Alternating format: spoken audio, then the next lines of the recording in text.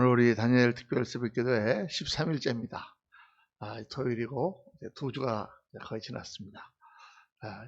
오늘 특별히 또 우리 새로 나오신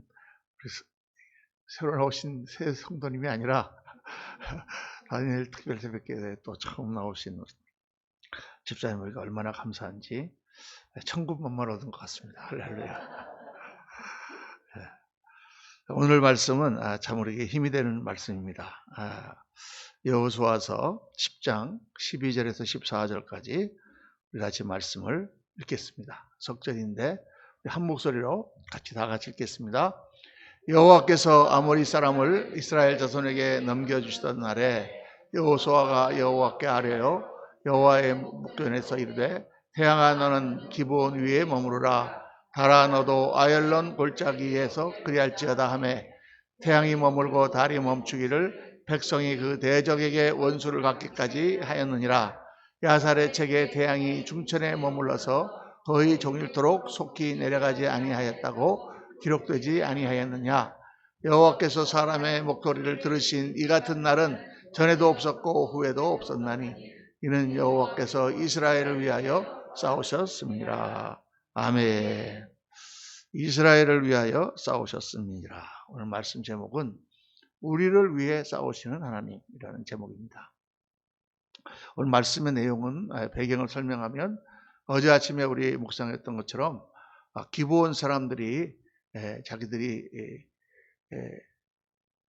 다 자기들이 멸망할 거다 이렇게 예측을 하고 안 되겠다. 그래서 멀리서 온 사람인 것들처럼 그런 여행객인 것처럼 가장을 하고 식량을 잔뜩 싣고 그리고 이제 여호수아와 그 군대 앞에서 만나서 우리는 멀리 사는 사람들인데 이 이스라엘 백성이 와서 이 가나안 땅을 다 쓸어서 정복한다는 소식을 듣고 저희가 이렇게 화평을 걸어왔다. 그래서 그렇게 속이고 우리가 절대 너희들은 멸하지 않겠다. 그 너희들은 다 우리 지형에 와서 나무 패고 물 깃는 그런 하인과 같이 일하는 족속이더라. 이렇게 이제 타협을 했다. 이렇게 우리가 이제 묵상을 했잖아요. 그런데 그 전에 그 기브온은 상당히 큰 성인데 베델, 기브온, 예루살렘 그리고 옆에 헤브론 이런 성들이 다 모여서 우리가 다 힘을 합하여 동맹을 맺어가지고 이 이스라엘 백성이 지금 노도와 같이 여기를 쳐들어오는데 우리가 저들을 맞서 싸우자 이렇게 결의를 했습니다. 나토처럼 우리가 다 한꺼번에 싸워가지고 우리가 같이 저쪽에 소련과 러시아 쪽을 막자 이렇게 결의를 한 거예요. 그렇게 결의를 했는데 그 중에서 기브온만 싹 빠져가지고 안 되겠다.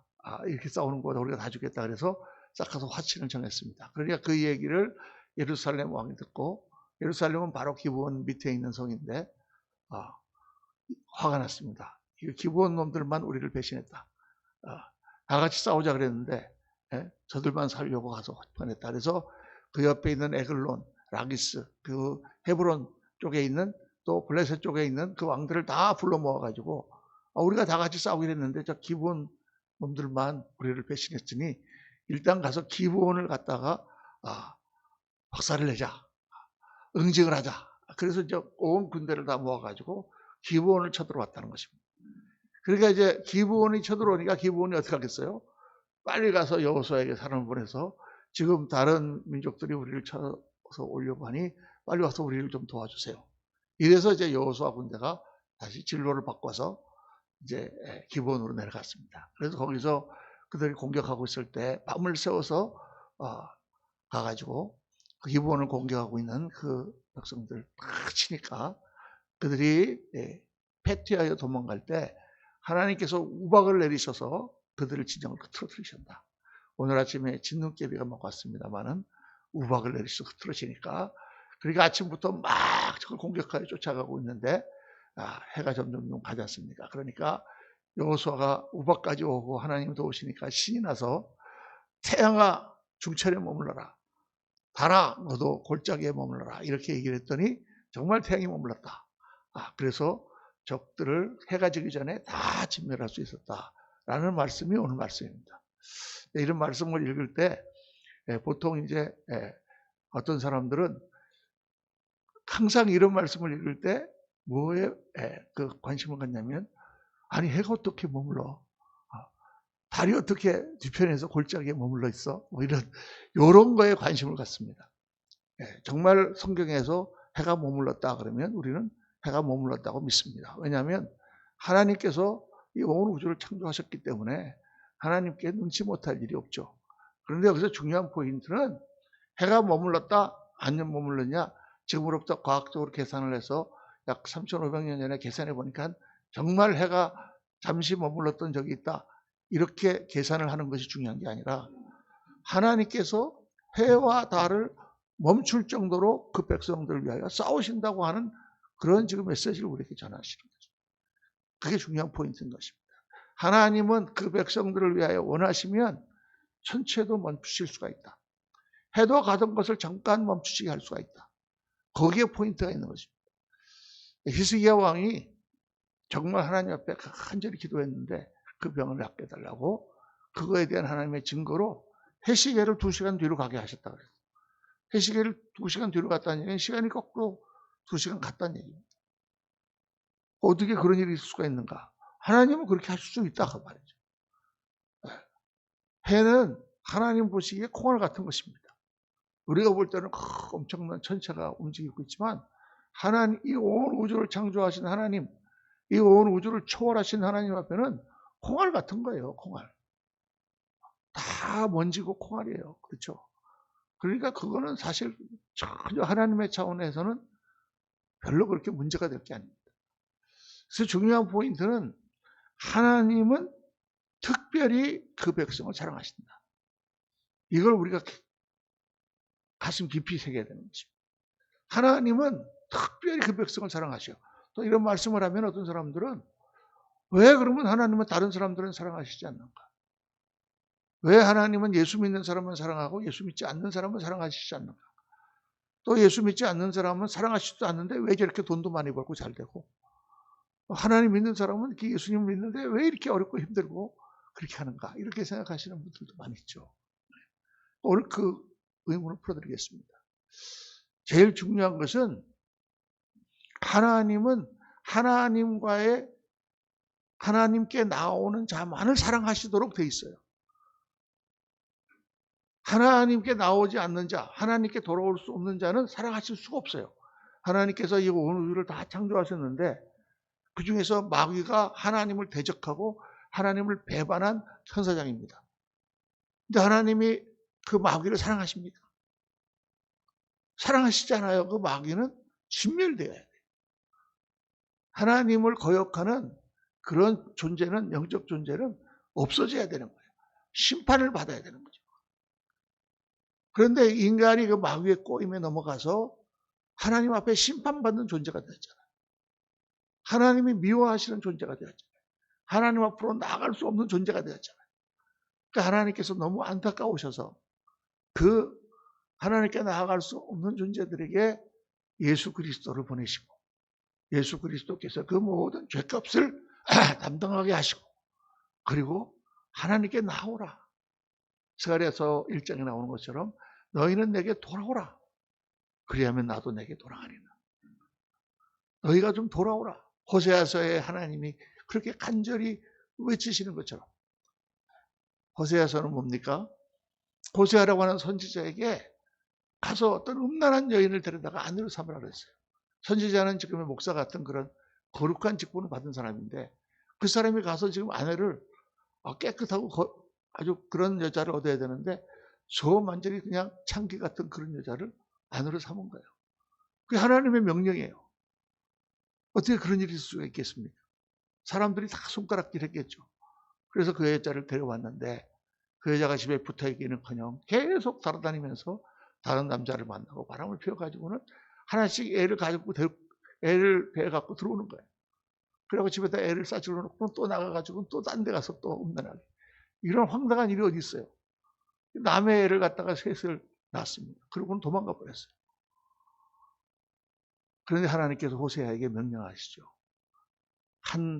한동안 지났는데, 몇 년 지났는데, 야, 호세아야, 지금 그 고멜이라고 하는 그 음란한 여자가 지금 노예시장에서 노예로 팔리는 그런 신세가 됐다. 너는 가서 보리 한 호멜방과 은 15개를 주고 그 여자를 데려다가 다시 사랑해라 이렇게 말씀합니다. 그러니까 호세아가 어떻게 해요?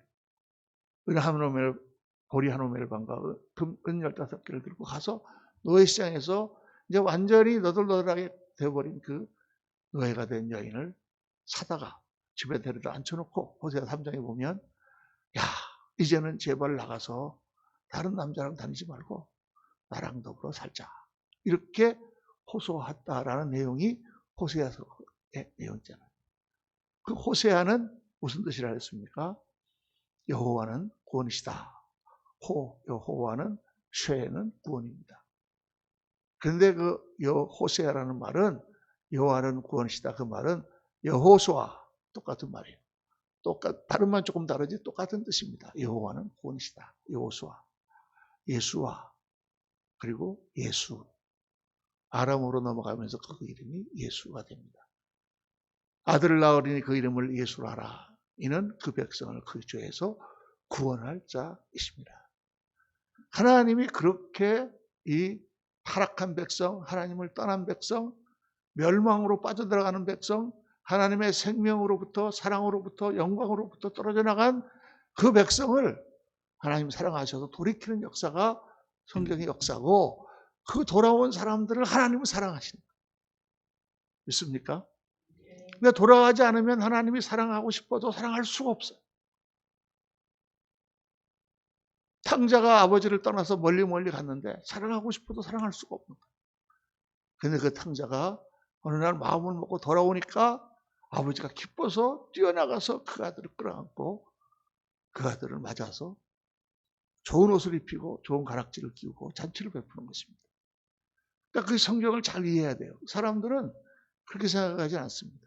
다 모든 인간이 죽게 돼 있고 멸망하게 돼 있는 가운데 하나님이 지극한 사랑을 베푸셔서 그들을 하나씩 구원하신다는 사실을 생각하지 않고 왜 하나님은 믿지 않는 사람도 사랑하시지 않는가? 왜 하나님은 아랍 사람도 사랑하시고 아프리카 사람도 사랑하시지 왜 우리만 사랑하시는가? 이렇게 생각한다고 말이에요. 절대 그렇지 않습니다. 그 아프리카 사람도 사랑하시니까 선교사도 파송하고 그 아랍 사람도 사랑하시니까 목숨을 걸고 그리스도의 뒤를 따라 죽는 선교사들도 계속 보내시는 거죠. 그러니까 하나님은 모든 사람을 다 사랑하신다라는 개념은 그런 개념입니다. 그들이 다 돌아오시기를 바라신다는 개념이고 그들이 돌아와서 하나님의 자녀가 되었을 때는 하나님은 그 자녀를 특별히 더 사랑하신다. 자녀라고 그랬어요. 하나님과 우리의 관계를. 그냥 백성이 아니고.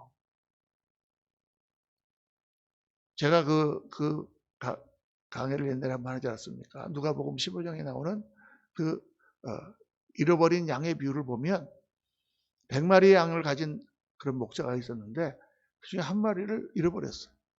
그러니까 99마리 양을 들에 놔두고 그 한 마리를 찾아서 산과골짜기를 헤맸다.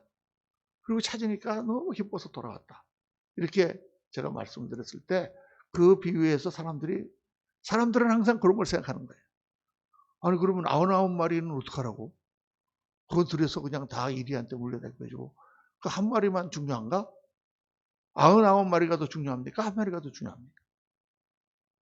장사를 하는 그런 상인이라면 99마리의 양이 한 마리보다 훨씬 중요하죠. 그런데 이 목자는 그 양 100마리를 데리고 매일 돌아다니면서 풀을 뜯어먹고 들에서 같이 자고 불을 피우고 이리가 오면 쫓아내고 한 놈이 오면 보살펴주는 그런 그 양은 그냥 상품이 아니라 자식 같은 양인 거예요. 그래서 양 한 마리 한 마리에 다 이름을 붙여놨다. 철수, 영희 뭐 이름을 다 붙여놨어요. 그런데 어느 날 뭐가 없어졌다? 철수가 없어진 거예요. 양 한 마리가 없어진 게 아니에요. 철수가 없어진 거예요. 그러니까 우리 아이가 지금 3명이 있는데 3명이 있는데 한 놈 없어져도 뭐 2놈 있으니까 괜찮아. 이렇게 우리가 생각합니까? 아니다 그 말이에요. 그 놈이 없어진 거예요. 그러니까 양 99마리가 어떻게 되든지 간에 하여간 철수를 찾아서 산과 골짜기를 헤매는 거죠. 하나님과 우리의 관계는 그런 관계다라고 말씀하시는 거죠. 성경은. 그러니까 우리가 부모는 자기 자식에 대해서 특별한 관심을 가지잖아요. 옆집 아이가 무슨 사고가 나도 그냥 안 됐다 그 정도지 별로 그렇게 화가 나지 않아요. 근데 우리 아이가 어디서 뭔가 잘못되면은 막 보면 안타까워서 뛰어나가잖아요. 그렇죠? 옆집 애가 학교에서 뭐 30점을 받아왔다. 그렇게 막 분노하는 부분은 없습니다. 화가 나갖고 막 옆집 문을 두드리고, 야, 이놈아, 너 나와. 너 자식아, 어떻게 학교 30점을 점수라고 받아왔니? 이러는 부모 아무도 없다. 그 말이에요. 왜? 옆집 애니까. 근데 우리 아이가 90점 받던 아이가 어느 날 80점 받아왔다 그러면 불같이 화를 내고 막 아이를 다 잡아, 막 들었다 놨다 하고 막 난리 나지 않습니까? 왜 그래요? 내 자식이니까. 그러니까 하나님과 나와의 관계 가운데 하나님은 나를 특별히 그렇게 생각하고 있다. 그 말이에요. 근데 어느 정도 특별히 생각하시느냐? 나를 위해서라면 전체를 움직일 수도 있을 정도로 그렇게 하나님은 우리를 사랑하시고 역사하시는 하나님입니다. 할렐루야. 그렇게 성경은 말씀하시는 거예요. 그럼 하나님 왜 나를 갑자기 부자가 되게 안 해주세요? 여러분, 부자가 되는 것이 그렇게 유익하지 않기 때문입니다. 우리가 그렇게 막 부자가 되면 우리가 더 하나님을 잘 섬기고 아름다운 인생을 살 것 같으죠? 그렇지 않습니다, 여러분. 우리 대한민국이 부자가 되니까 하나님을 믿는 믿음이 팍 떨어졌습니다. 옛날에 가난할 때는 그렇게 하나님을 찾고 하나님 앞에 매달리더니 지금은 조금 등 따시고 배부르고 먹고 살만하니까 막 그래요. 다니엘 특별히 뵙게 돼도 이민생활 어렵고 이럴 때 막 할 때는 막 성도들이 막 다 나왔습니다. 그런데 다들 등 따시고 배부르니까 조금 나와요. 그래서 나오시는 분들 얼마나 훌륭한지 몰라요. 할렐루야. 왜 그러냐? 우리가 잘 먹고 잘 살고 막 이 땅에서 잘 되고 이러는 게 항상 유익한 것은 아니에요. 물론 제가 말씀을 드렸습니다만 하나님의 영광을 나타내기 위해 우리가 잘 되고 우리가 정말 하나님 앞에 쓰임받는 사람이 되고 능력 있는 사람 되는 것을 하나님 기뻐하시지만은 그것을 잘 사용하고 그러므로 더 하나님의 종으로 귀하게 쓰임받지 않는다면 그것은 오히려 우리에게 해가 될 수 있기 때문이에요.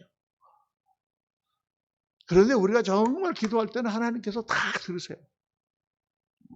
저는 그거를 오늘 이 말씀 가운데서 그래서 정말 이 땅에 살아가면서 자부심을 가져야 돼요. 우리는 하나님의 자녀들이다. 자긍심을 가져야 돼요. 그런 어떤 우리는 고결한 사람들이다 라는 그런 디그니티, 그런 품격, 그런 자존감을 가져야 돼요. 그리고 오늘 하나님은 우리가 필요하면 응답해 주신다. 그런 자신감을 가져야 됩니다. 제가 이제 미국에서 뉴욕에서 목회할 때 일이에요. 그 미국에서는 이제 봄 가을에는 꼭 야외 침묵회를 갑니다. 야외 예배.